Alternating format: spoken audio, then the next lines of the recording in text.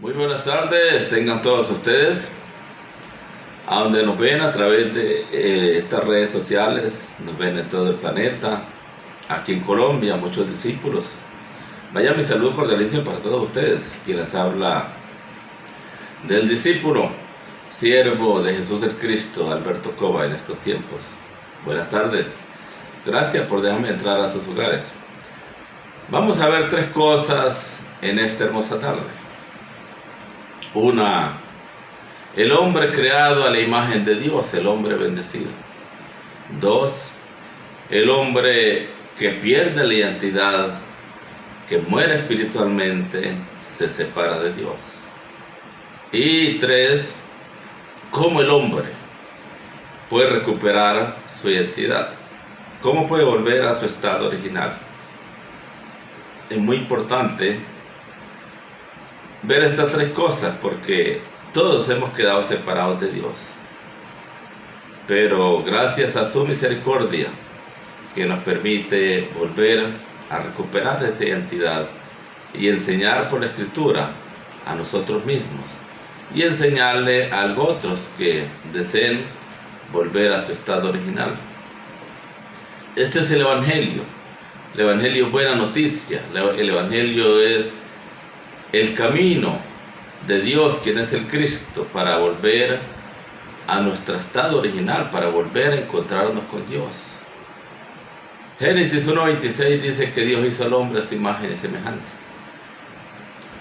La semejanza de Dios es espíritu. Esa es la imagen de Dios, espíritu. Juan 4:24. Dios creó al hombre, un ser espiritual, un ser de realeza, coronado de honra y de gloria. Todo se lo puso bajo los pies. El hombre gozaba de una plenitud total con Dios. No tenía ningún problema. El hombre disfrutaba de la bendición total cuando estaba con Dios. Dios bendijo al hombre con toda bendición. El hombre original que Dios hizo a su imagen y semejanza. Le da un mandamiento, el primer mandamiento bíblico que Dios le da al hombre, Génesis 2:16 y 17. Entonces mandó Jehová Dios al hombre, diciendo: de tu árbol del huerto podrás comer, mas del árbol de la ciencia del bien y del mal no comerás, porque el día que de él comieras ciertamente morirás. Punto. Es el mandamiento que Dios le da al hombre, que no coma de tu árbol del huerto. Vuelvo a leerle. Entonces mandó Jehová Dios al hombre diciendo: de tu árbol del huerto podrás comer, mas del árbol de la ciencia del bien y el mal no comerás, porque el día que de él comieras ciertamente morirás.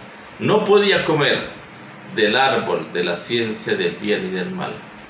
¿Era difícil obedecer ese mandamiento? No.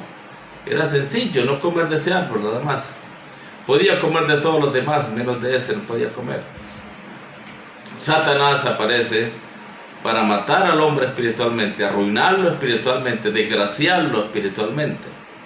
Y le pregunta por lo que Dios le dijo, le pregunta por esa palabra, le pregunta por ese mandamiento, le pregunta a la mujer, Génesis 3:1 en adelante. Con que Dios os ha dicho que no comáis de todo el huerto, dice pero la serpiente era astuta, más que todos los animales del campo que Jehová Dios había hecho, la cual dijo a la mujer: con que Dios os ha dicho que no comáis de todo del huerto. La mujer le responde con unas largas y otras cortas, le añade y le quita. Si usted analiza el mandamiento de Dios, Génesis 2:17, y la respuesta de la mujer cuando le responde a Satanás, la mujer fracasa al no tener un conocimiento exacto, le añade y le quita a la palabra. Cuando no conocemos el Evangelio, lo interpretamos a nuestra manera, estamos fracasados. Le añadimos y le quitamos muchas veces a la misma palabra de Dios, porque estamos cayendo en desconocimiento espiritual. La mujer le obedece a Satanás, obedece esa voz, y también come ella y va y le da al marido, y el marido come también así como ella, y mueren los dos espiritualmente. hasta ahí el hombre era feliz, pero ahora desobedece el pacto de Dios, desobedece la palabra, pierde el núcleo, pierde el conducto, pierde la realeza, pierde su identidad, pierde la imagen de Dios y muere espiritualmente el hombre. Ahora el hombre queda separado de Dios, cortado de Dios. Ahora el hombre queda por cuenta de Satanás, porque ahora su padre es Satanás. Por eso dice en Juan 8:44, vuestro padre es el diablo, porque ustedes le hacen caso a él. Dios hizo al hombre para que le obedeciera al Creador, Dios Todopoderoso, pero Satanás mata al hombre espiritualmente para que le obedezca a él y lo pone a hacer lo que él desea. Por eso el hombre en manos de Satanás hace lo que el diablo quiere. Por eso vemos a un hombre muy fracasado, apartado de Dios. Aunque practique ciertas religiones, ciertos rituales, pero está separado de Dios. Ahora el hombre está por cuenta de Satanás. Ahora el hombre se volvió un pecador. Ahora el hombre está separado de Dios. 3 problemas tiene: Satanás, pecado y separado de Dios. El hombre necesita resolver esos 3 problemas: el de Satanás, el del pecado y la separación de Dios. Dios en su inmenso amor viene a visitar al hombre y el hombre se esconde entre los árboles del huerto. Le enseñó que estaba desnudo. El hombre responde y dice: la mujer que me diste por compañera me engañó y yo comí. Le pregunta a la mujer y la mujer dice: la serpiente me engañó y yo comí. El uno se echa la culpa al uno y el otro al otro. En todo caso el hombre queda muerto, separado de Dios. Muere espiritualmente el hombre. Ahora Dios ve que Satanás fue el culpable para hacer pecar al hombre, para hacerlo desobedecer la palabra, para romper el pacto el hombre con Dios. Ahora Dios tiene que separarse del hombre, porque ahora el hombre es un pecador y Dios no puede vivir con el hombre pecador. Tiene que separarse Dios del hombre.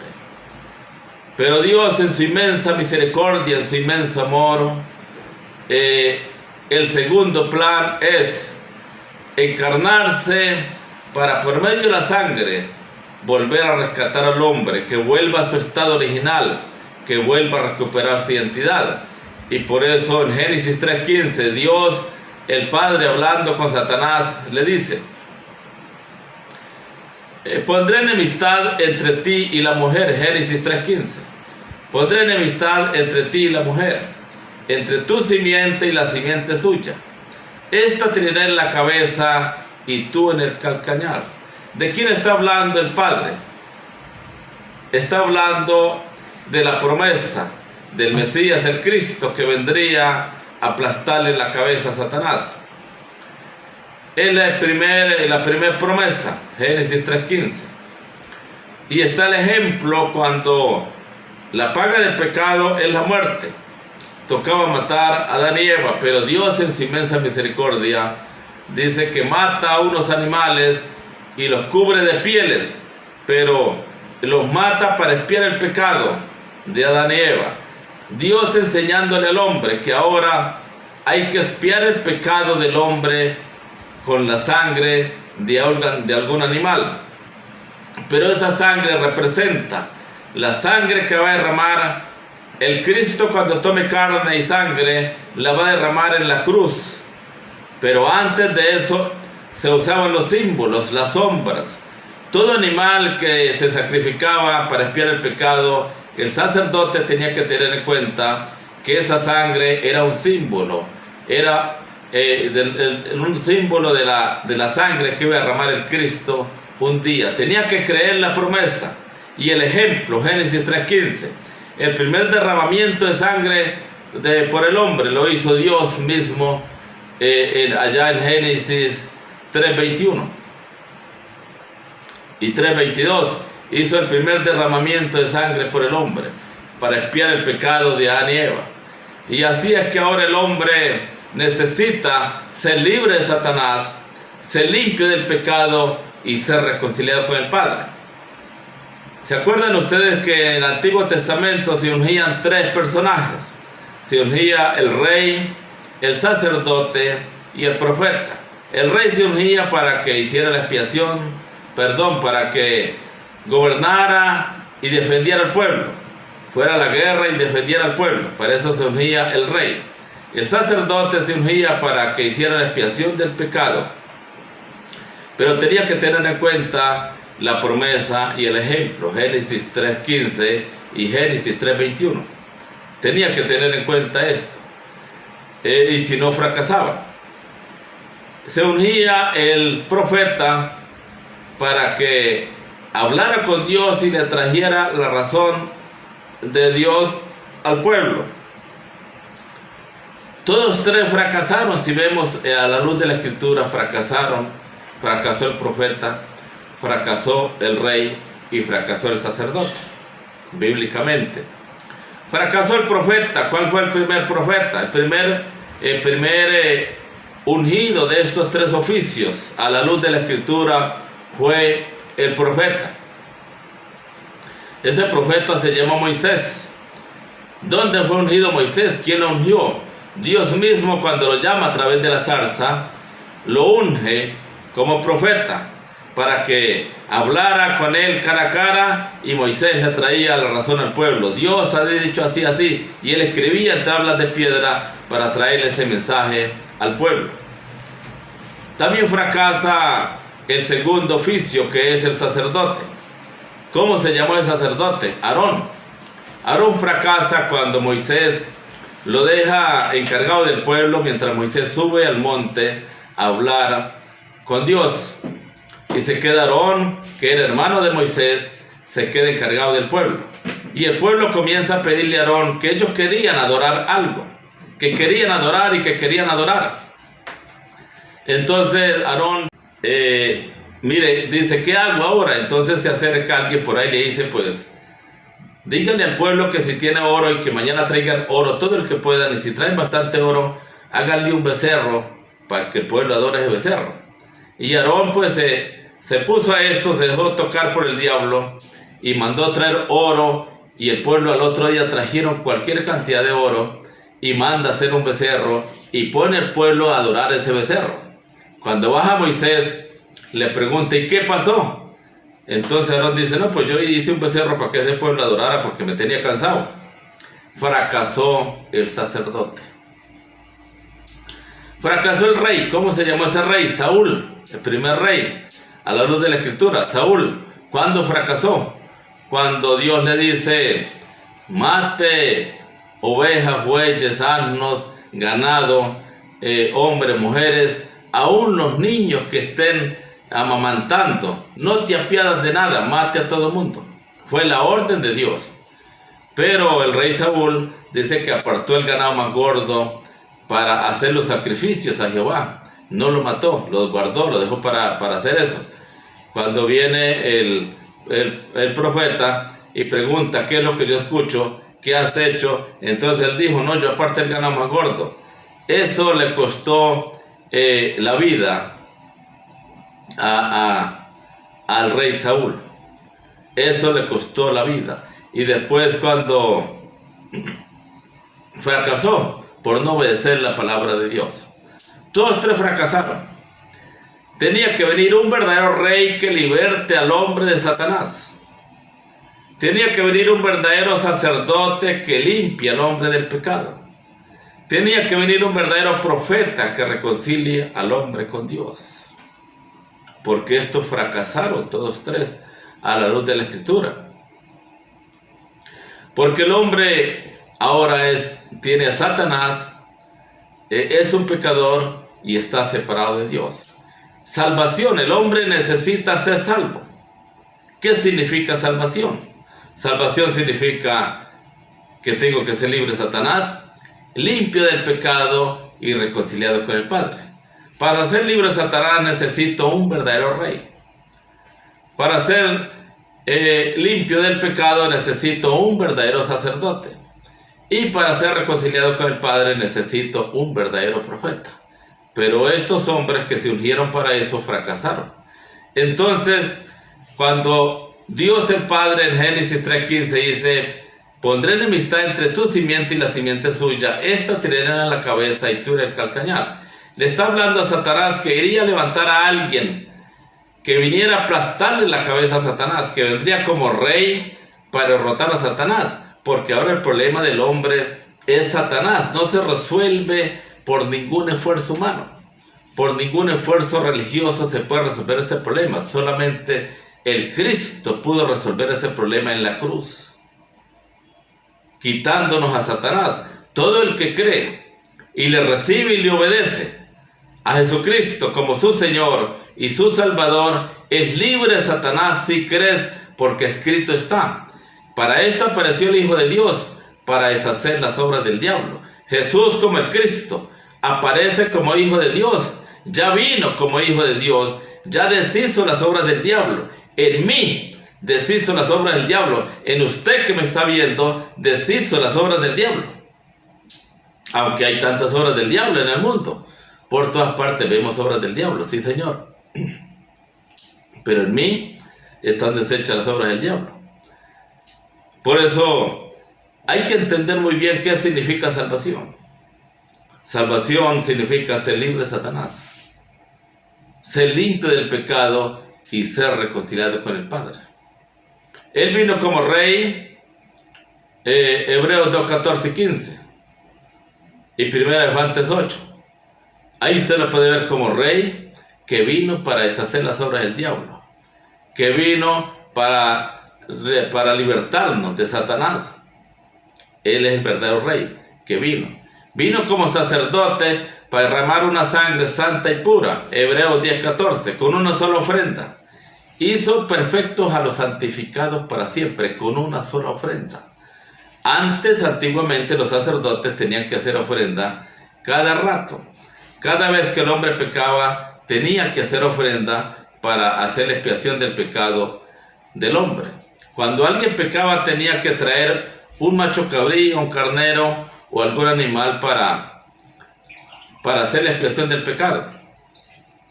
Si el sacerdote no tenía en cuenta la promesa y el ejemplo y el símbolo, que esa sangre, ese macho cabrío, no era por la sangre de ese macho cabrío, sino era porque ese macho cabrío, la sangre de ese animal, que el animal no tiene pecado, representaba la sangre del Mesías, el Cristo, que derramaría un día en la cruz. Un hombre sin pecado derramaría una sangre santa y pura para expiar el pecado de una vez eternamente y para siempre. Es muy importante entender esto. ¿Qué significa Cristo? Cristo, cuando decimos Jesús es el Cristo, estamos diciendo: Él es el Rey que me libertó de Satanás. Él es el sacerdote que me limpió el pecado, Marcos 10, 45. Él es el profeta que me reconcilió con el Padre, Hebreos 10, 19 y 20 y Juan 14, 6. Él es el Rey, sacerdote y profeta.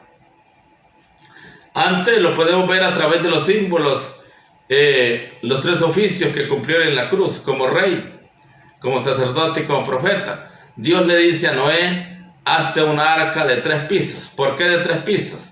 Porque el arca de Noé nos muestra, el arca de Noé es un símbolo, la sombra del Cristo que tomaría carne, que vendría como rey, como sacerdote y como profeta. Por eso son tres pisos que hizo el arca de Noé.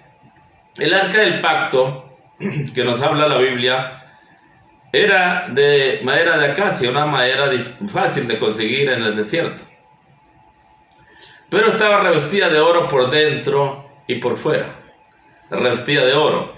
La madera representa la humanidad de Jesús. El oro representa la divinidad de Dios Padre.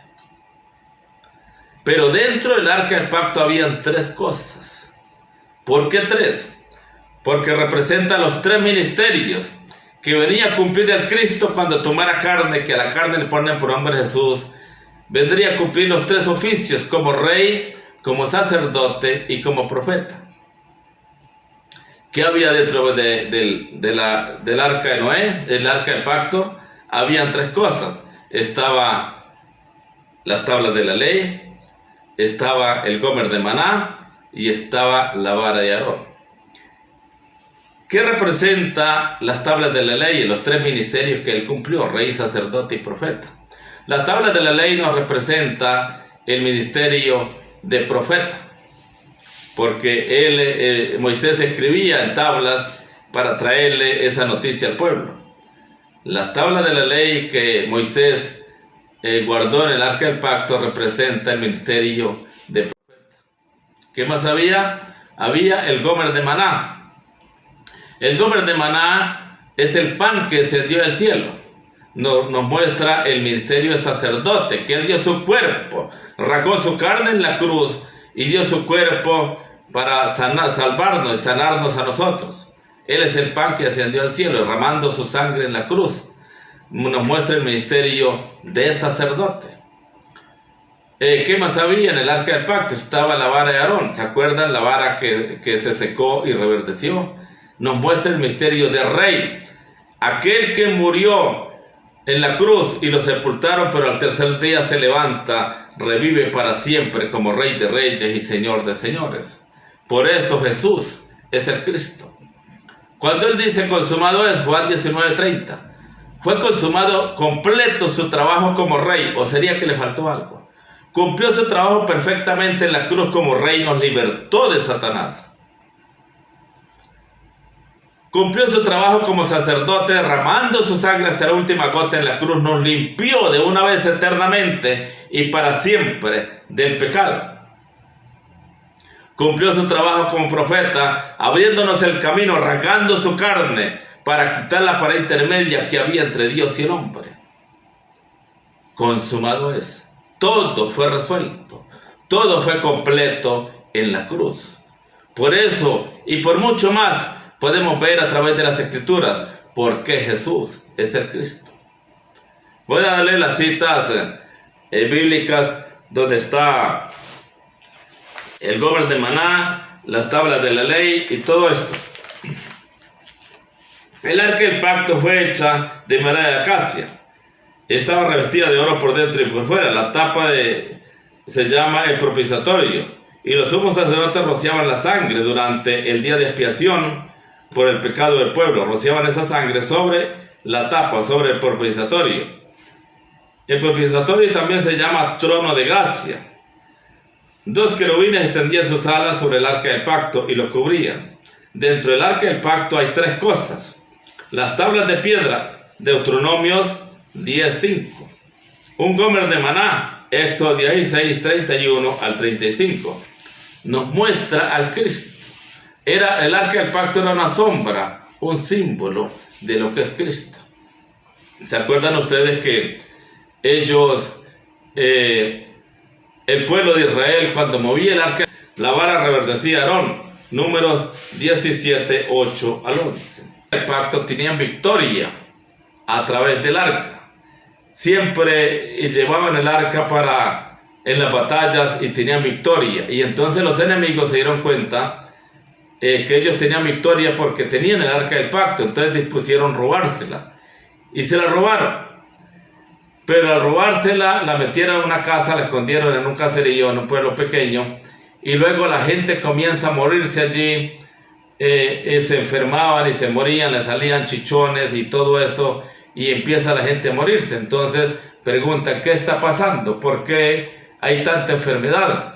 Y muérase la gente. Y no tenían victoria en la guerra. Más bien fracasaban y muerte de enfermedades y muerte por espada y todo. Entonces consultan a un profeta. Y el profeta les dice, la causa de su enfermedad y de su maldición es porque ustedes robaron el arca del pacto. Y dentro del arca del pacto estaban estos tres ministerios: las tablas de piedra, el gomer de maná y la vara de Aarón, que representan a Cristo, lo que él venía a cumplir en la cruz. Entonces se dieron cuenta de eso y quisieron devolver el arca a los judíos, a los israelitas.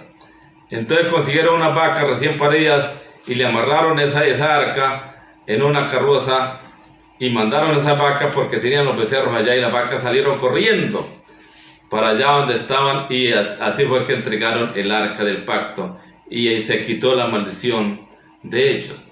Hoy en día yo soy el arca del pacto. Usted es el arca del pacto porque dentro de mí, dentro de usted, está Cristo como rey. Está Cristo como sacerdote. Está Cristo como profeta. O dentro de ti no vive Cristo. Cuando escrito está que somos templo del Espíritu Santo. Dentro de mí vive un sacerdote, un rey y un profeta. Yo soy el arca del pacto. Por eso donde entremos, donde entre un hombre o una mujer usados por Dios, son bendición cuando son de parte de Dios, pero cuando no es de parte de Dios, es maldición para una persona, para un pueblo, para un hogar, para una familia. Por eso el Señor dice, cuando entres en alguna casa y no sea recibido, sacuda los pies en la puerta y váyase, porque ya vendrá la maldición para esa familia. Eso está escrito, porque no reciben el arca del pacto, se rehúsan a recibir el arca del pacto, que somos nosotros, que representamos en esta tierra esos tres ministerios que Él cumplió en la cruz, como rey, como sacerdote y como profeta. Es muy importante entender nosotros de qué fuimos salvos. Libres de Satanás, limpios del pecado y reconciliados con el Padre. Hay mucho que hablar de esto, es muy importante, estos temas me encantan bastantísimo, pero en esta tarde dejémoslo hasta ahí y luego muy pronto estaremos con mucho más con todos ustedes a través de este canal. Un abrazo, mil bendiciones para todos los que nos ven en cualquier rincón de la tierra. Su servidor de Jesús del Cristo en estos tiempos de evangelización mundial, Alberto Cova, desde aquí de la ciudad de Sincelejo, la costa norte de Colombia, transmitiendo para el mundo. Buenas tardes.